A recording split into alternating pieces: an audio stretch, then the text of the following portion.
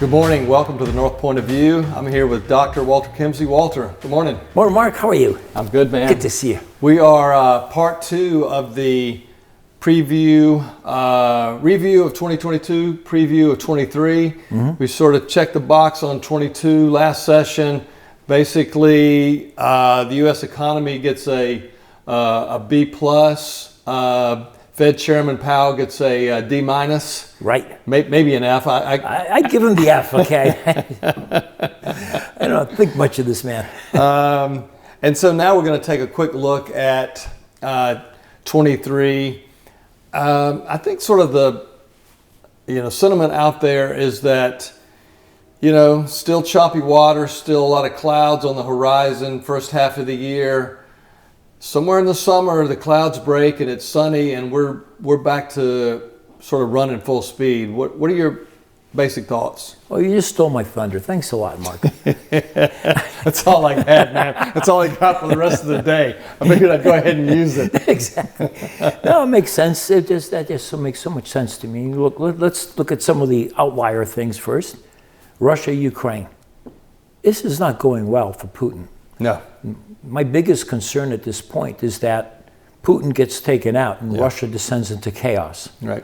And, they've got now 2, 3, maybe 4 Russian armies. You've got the state security agencies, each of which has their own armed force. You've got this private army that Putin relies on. You've got the Russian army with now decimated and down to people who don't really want to be in the army. They're sending these poor people out into the Ukraine to get shot. I don't know what happens here. I don't know, who's the guy coming up behind Putin. He's killed everybody who came up behind him, so what do you do? So that's concerning. But I think it's possible that we walk Russia back and we get them to quiet down. That would be the better outcome, as much as I don't care for Putin. China, I think they got the message.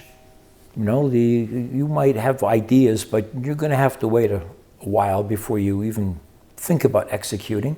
Yeah. So that stuff is calming down. We've got a Federal Reserve, as we talked about last time. I don't think they understand that we have a supply problem, not a demand problem.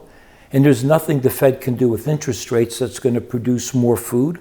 We could produce more houses if the Fed would lower interest rates and satisfy demand, but unfortunately, they think they understand the housing market, real estate, and bubbles better than anybody else. And so is this a situation we haven't talked about this, but literally where no matter what the Fed does, the rat just has to work through the python? Brad Long, my favorite macroeconomist, he's over in the San Francisco Bay Area, Berkeley. He wrote a piece for the Wall Street Journal, and he said there are times when you have to let markets work. Yeah. And he gave an example of in the 1950s when inflation surged, the Fed stood back and let the economy work it out. And that's our problem today. Yeah. Okay, we need more chips for automobiles, but guess what? The chips the automobile makers use are 5 generations ago. Nobody's going to invest in a factory for chips from 5 generations ago. So we need the auto industry to move forward, which they're trying to do. We need to be able to grow more food. Well, if you raise interest rates, it's not going to make climate change stop. If it does, it's going to be for a bad reason. So anyways, what I think we're going to see looking into 2023 is we get into the first half of the year, there's going to be some signs of weakness that the Fed is provoking. And I think they're going to cut rates very quickly. And Mark, when you look at the Fed funds rate target over the last 6-7 business cycles, and you can do this on the Federal Reserve St. Louis website, it's really easy to do, you'll notice that in most cycles, there are 2 tightening cycles per business cycle. So you come out of a recession, the Fed is still cutting rates because the 90% of the labor force that's still employed, you got to get them to spend more so that eventually companies' inventories wear off and they need to make more, so they hire the 10% who got unemployed, and you get out of it. But until that happens, is once the inventory is sold off, companies start hiking the prices of what they have because they don't have an awful lot on the store shelves. Sure. Right. So that's when the Fed starts raising interest rates to kind of get demand growth to slow down and give supply growth a chance to catch up. But at some point, the capacity needed to meet demand just isn't there. And if the Fed doesn't cut rates, it won't be able to control inflation. So they cut rates, and you're still between one recession and the other. So they've tightened and they cut. And that makes the cost of borrowing lower, and companies can start adding capacity to their system. And then you can produce more without causing inflation.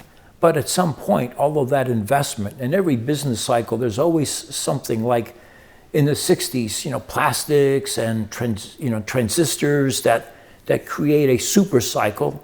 And eventually that creates a little too much inflation, and the Fed then just takes the, as they said, the punch bowl away. Yeah. The 70s was about raw materials, oil, ag, farmland was going for incredible prices per acre.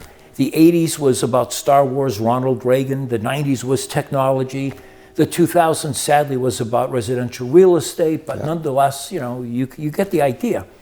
So we haven't defined the 2020s yet. So far, the 2020s are being defined by the pandemic. Let's go back to 1920. We had started with a global pandemic, the Spanish flu, and after 2 years, we got over it. As normally global pandemics take something like 2 years for the killer virus to mutate into something that doesn't kill the host, because otherwise the killer virus doesn't survive. Right. So today's common cold is the old Spanish flu that killed millions of people around the world. So we came out of that and we started to electrify the Electrification, economy. Exactly. And what's your favorite topic that we can't talk about now because we're going to do it another tape? It's the electric vehicles. Yeah. So in the 2020s, it's By the way, we got to talk about the Jay Leno piece I sent you this morning. Oh, yes, absolutely. All right, next session. So I woke up and I was reading that instead of the stuff I was supposed to be doing. So 5G. But it was about the 1920s. Exactly. And the electric cars. Yeah. Back 100 years ago. I quizzed our friend Rick Abelson on that. I said, when do you think electric cars first showed up? And he correctly guessed. It was, I think, 1905. Yeah. And I was like, what's wrong with you? Anyways, he gave me the right to say things like that about him. We were good friends. So, well, let's do this. So let's take a step back, though. That 1920s thing, the parallel today is information. Yes. So in the physics world, we talk about, I'm not a physicist, they talk about energy and information, that they're the same thing. It's what defines the universe. And so we're going into this age of information that is more powerful than the electrification of the U.S. economy in the 1920s. You've talked about the 5G before and the platform. They're already talking about 6G. Yeah. So, great, we're not there yet. We have to get the Russians to stand down. We got to get guys in China to be more civil and to run their country properly, because this nonsense with their, we can't have a vaccine, we're going to lock everybody up. I mean, come on, stop that. I think that's about over. Yeah, hopefully. So we're past that. The Federal Reserve gets their hand out and slaps themselves in the forehead, and they go, wow, we could have had a great economy. So I think they're going to start cutting rates the first half of the year. I heard on CNBC today various analysts speculating as early as the first quarter. I'm not so sure. Yeah. But nonetheless, I think first half Q2. You see exactly. That's where I'm going. So then what happens? By Q2, you're going to wish it had already been overweight in stocks, and all of the people who were running in panic over container volumes dropping in the port markets where we operate, they're going to leave all this great stuff on the table. And folks, if you want to know who to work with and who to follow, it's got to be Mark and me, right? I'm not marketing us here, but first half of next year, there are going to be some opportunities. Yeah. And I think that's sort of the catch for us is to sift through those opportunities, because they're probably going to be more than we can put in our bucket. Exactly. But they're going to be out there, and the second half of the year will be the beginning of the reward for being diligent in the first half. I got to say something here. I mean, both Mark and I worked on Wall Street. We've been through cycles, And this is not news. I worked a little to us. farther from Wall Street. I mean, Walter actually was on Wall Street. I was, I was a few streets away. But anyway, go ahead. You were close enough. But you know all the old saws. And so we don't fight the Fed. We know not to do that. But we do have to anticipate the Fed. And I would point out that I heard yesterday that Warren Buffett has already plowed a lot of cash back into the stock markets. Yeah. See, the thing is Paul Samuelson told us in 1973 that the stock market has predicted 9 of the last 5 recessions. Yeah, that's great. And then I studied that, and he was right. But the stock market never gets the uptick in the economy wrong. 6 months in advance, pretty close to 6 months. Yeah. That happens. That's what we're looking for. That's but where we don't know about Powell and his gang. So it looks to me like the second half of next year could be very interesting. And then, of course, what we're also going to find out is that all of these instant experts in world trade, and I've been through 6 cycles of instant experts of world trade since I was a teenager going into college. They're all out there predicting the end of globalization, when half the time they're talking about world trade, but they call it globalization. The other half, they call it world trade, but they mean globalization, and they keep talking about the de-globalization of the world economy. Nonsense. There's more to come. With that, Walter, on to the next session. But guys, appreciate your time being with us. Walter, is always a pleasure. Thanks, man. Hey, man. Yeah, Merry Christmas. And you. Thanks. See y'all.